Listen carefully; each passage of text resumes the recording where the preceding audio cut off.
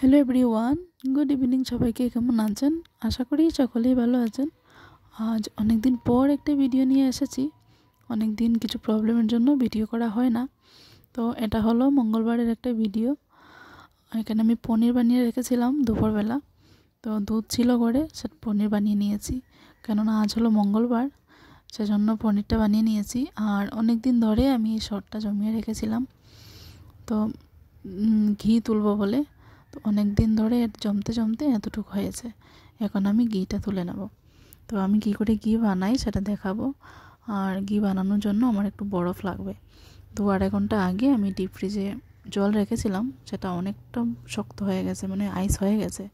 তো এমনি এমনি তোলা যাচ্ছে না, আমি একটু জল দিয়ে সেটাকে তুলে নিয়েছি। এই যে জল একটু দিয়ে আইসগুলো তুলে নিয়েছি। এখন আমি এই আইসের মধ্যে সরগুলো দিয়ে একটু মিক্সিতে ঘুরিয়ে নেব। তখন বাটারটা আর সেপারেট হবে না, মানে জল সেপারেট আর বাটার সেপারেট সেটা থাকবে, কিন্তু গলে যাবে না। আর ঘরে বানানো ঘি সেটা খেতে ভীষণ ভালো লাগে এই বাজারের ঘি থেকে। তো আমি ঘি কোনোদিনও বানাইনি, আজ ফার্স্ট টাইম বানাবো। আমি দেখেছি ছোটোবেলা আমার বিয়ের আগে আমার মানে দিদাকে দেখেছি ঘি বানাতে। তো দেখে দেখে আজ আমি বানাচ্ছি। এখন দেখুন বাটার আমি কড়াইতে দিয়ে দিয়েছি। আর বাটারটা আমি ভালো করে ধুয়ে নিয়েছিলাম, 3-4 বার করে জল পাল্টে পাল্টে ঠান্ডা জল দিয়ে ধুয়ে নিয়েছিলাম। আর এটা ঘিটা প্রায় হয়ে এসেছে আমার, কিন্তু এটা আমি শর্টটাকে আমি কালো করে নিয়েছি। কেননা এটা যদি কালো করা না হয় তখন ঘি খেতে ভালো লাগে না। ঘরোয়া ঘি তো কীরকম একটা আস্তে গন্ধ করে। আর হালকা করে জাল দিলে কি হয়, কালারটাও দেখতে সুন্দর হয় না, ওই যে বললাম সেন্টও সুন্দর হয় না। ভালো বেশি করে ভেজে নিলে তখন ঘিটা খেতে ভালো লাগে।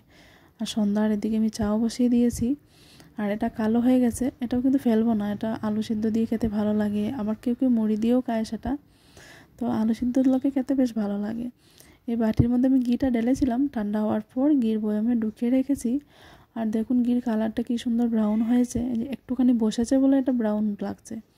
আর এটা যখন পুরোপুরি বসে যাবে ঠান্ডায়, এটাও কিন্তু এই ব্রাউন কালারেই হবে। এখন মানে গরম আছে বলে এরকম কালো লাগছে। তো এটা হলো পরের দিন সকালবেলার ঘুমের থেকে উঠে আগে ফ্রেশ হয়ে নেব। আর ঘুম থেকে ওঠার পর অন্য বাকি মানে যত কাজ থাকে সব কিছু আমি এক সাইডে রেখে আগে ফ্রেশ হই। ব্রাশটা না করলে ভালো লাগে না, সবার আগে ব্রাশ করে তারপর অন্য কাজ। তো আমি ব্রাশ করে নিই। বাচ্চাদের স্কুল থাকলে একটু তাড়াতাড়ি করে ঘুম থেকে উঠতে হয়। আমি উঠেছি 6টার সময় উঠেছি আজ। তো 6টার আগে ওঠা যায় না, কেননা এখন ঠান্ডা পড়েছে, উঠতে ইচ্ছে করে না ঘুম থেকে। ব্রাশ করে চলে এসেছি সামনে স্টেপগুলো ধোয়াতে। সকাল সকাল জল ঢেলে দিলে ভালো হয়, কেননা সবাই ঘুম থেকে একটু দেরি করে উঠে। আর ওরা যখন ঘুম থেকে উঠবে তখন ঘুমের থেকে মানে উঠতে উঠতে শুকিয়ে যাবে। আর সামনে যখন জল একটু জমা হয় সেই জলটাও আমি ভালো করে ঝাড়ু দিয়ে কাচিয়ে দেবো, শুকিয়ে যাবে তখন, কাদা হবে না। স্টেপ ধোয়ানো কমপ্লিট, এবার উঠোনটা ঝাড় দিয়ে দেবো। আর এখন বাজে 6:30 মতো বাজে এখন, কিন্তু হালকা হালকা রৌদ্র উঠছে, মানে এখন ঠান্ডার দিনে রৌদ্র উঠছে না। এই যে মুরগিগুলো দেখছেন তো, মনে হচ্ছে আমাদের, তাই না? কিন্তু আমাদের কোনো মুরগি টুরগি নেই। এইসব হলো এই যে পাশের বাড়ির। সকাল হওয়ার আগেই মুরগিগুলো চলে আসে। শুধু মুরগি নয়, হাঁস মুরগি, কেউ কেউ আবার ছাগলও পোষে। কিন্তু আমাদের এখানে খুব একটা জায়গা নেই এরকম জীবজন্তু পোষার মতন, কিন্তু তবুও রাখে, কিছু করার নেই। বলতে বলতে বাইরের কাজ শেষ করে আমি ঘরে চলে এসেছি। কাপড়গুলো ভিজিয়ে রেখে এসেছি, কাপড় কাচা হয়নি কেননা দেরি হয়ে যাবে। আর চেঞ্জ করে নিয়েছি। আর রান্নাঘরে এসে প্রথম কাজ গরম জল বসানো। আমি এদিকে গরম জল বসিয়ে আর ফ্রিজ থেকে সবজিটা বের করে নিয়েছি। এটা রাতের বেলা আমি কেটে রেখেছিলাম, বাঁধাকপি আলু। রাতে না কাটতে রাখলে মানে সকালবেলা সময় হয় না সেটা করতে। বাঁধাকপিটা রান্না করব, তার জন্য ফোড়নে 5 ফোড়ন দিয়েছি, তেজপাতা দিয়েছি। আর শুকনো লঙ্কা ছিল না বলে দেইনি। এবার আলুটা যখন হালকা লাল হয়ে যাবে তখন বাঁধাকপিগুলো দিয়ে দেব। আর এখন এক্সট্রা করে আলুগুলো সেদ্ধ করার দরকার নেই, কেননা বাঁধাকপির সাথে সেদ্ধ হয়ে যাবে। বাঁধাকপিটা বসিয়ে দিয়েছি, এদিকে চালটাও ধুয়ে বসিয়ে দেব। ভাত রান্না করার আগে চালটা কিন্তু বারবার ধোয়াটা খুব জরুরি, কেননা চালের মধ্যে একটা পাউডার থাকে, সেটা খাওয়া ঠিক না। চালটা বেশি দিন লাস্টিং করার জন্য, মানে পোকা না লাগার জন্য সেটা দেয়। তো সেজন্য চালটা ভালো করে ধুয়ে ভাতটা বসাতে হয়। আর এমনিতেই চালটা যদি ভালো করে 3-4 বার করে জল পাল্টে পাল্টে যদি ধোয়া হয়, তো ভাতটা খেতে মানে ভাতটা জড়জড়া হয়, বানাতেও বেশ ভালো লাগে। তো আমি ভাতও বসিয়ে দিয়েছি, এবার আমি রুটিটা আটা মেখে নেব। রুটি বানাবো বলে চিনি দিয়েছি, নুন দিয়েছি আর গরম জল, কাড়াকাড়ি গরম জল দিয়ে আটাটা মেখে নেব।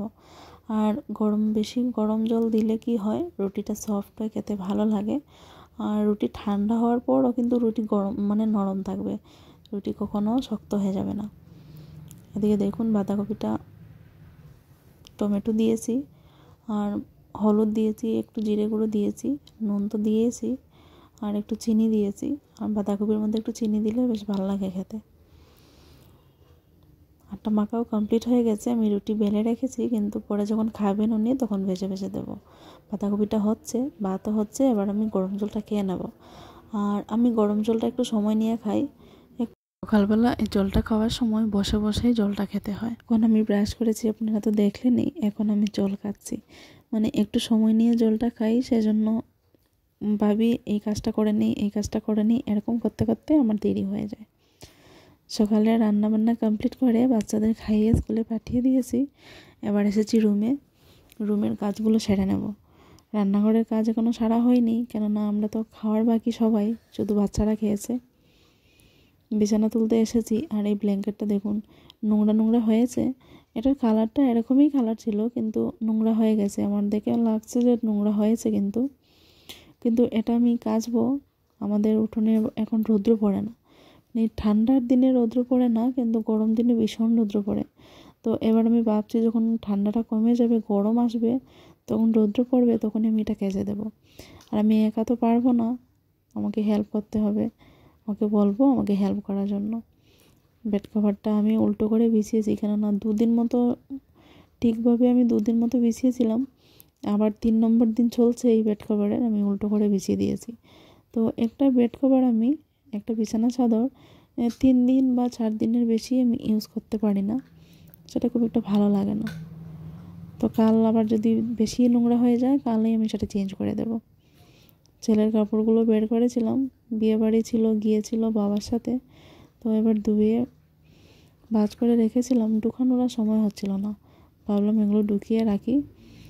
আর সামনে রাখলেই নোংরা হয়ে যায় এখন, কেননা বেশি ধুলো ধুলো হচ্ছে। কথা বলতে বলতে বিছানা গুছানো কমপ্লিট, এবার ঝাড় দিয়ে দেবো। আর এখন ধুলো বেশি হচ্ছে, কারণ আমাদের ঘরের সামনে যে রাস্তাটা, তো এতদিন হয়ে গেছে, মানে পুজোর আগে কাজ শুরু হয়েছিল, এখনও আনকমপ্লিটই আছে, কমপ্লিট হয়নি। কবে যে কমপ্লিট হবে জানি না, আর সেটা কমপ্লিট হচ্ছে না বলে ভীষণ ধুলো হচ্ছে। এমনিতেই আমাদের ঘর রাস্তার সামনে প্রচণ্ড ধুলো হয়ে যায়, গড়ে ধুলো ঢুকে, কিছু করার নেই। রাস্তাটা যতদিন না কমপ্লিট হচ্ছে ততদিন এরকমই থাকবে। তো নিজের রুম ঝাড়ু করে এসেছি, আমার বাকি সবকটা রুম আমি ঝাড়ু করে নিয়েছি। এবার খাওয়া দাওয়া কমপ্লিট হয়ে গেছে সকালে, আমি বাসন বর্তনগুলো ধুয়ে নেব। এখন বাসন ধুয়ে একসাথে আমি রান্নাঘরটা পরিষ্কার করে নেব। রান্নাঘরটা মুছে তারপর যাব বাকি রুম কটা মুছে নেব। ঝাড়ু করেই এসেছি, আর ভাবলাম আগে রান্নাঘরটা পরিষ্কার করে নেই, কেননা এখন 11টা বেজে পার হয়েছে, দিদিভাই আসবে রান্না করতে স্নান করে। তো তার আগে আমি রান্নাঘর পরিষ্কার করে যাব, বাকি রুমগুলো মুছে নেব। আমার আজকের ভিডিওটা কেমন লেগেছে অবশ্যই জানাবেন। ভালো লাগলে কমেন্ট করবেন, লাইক করবেন, সাবস্ক্রাইব করে আমার পাশে থাকবেন। দেখা হবে অন্য আরেকটা ভিডিওতে, ততক্ষণে ভালো থাকুন। আজকের মতো এটুকু, বাই বাই।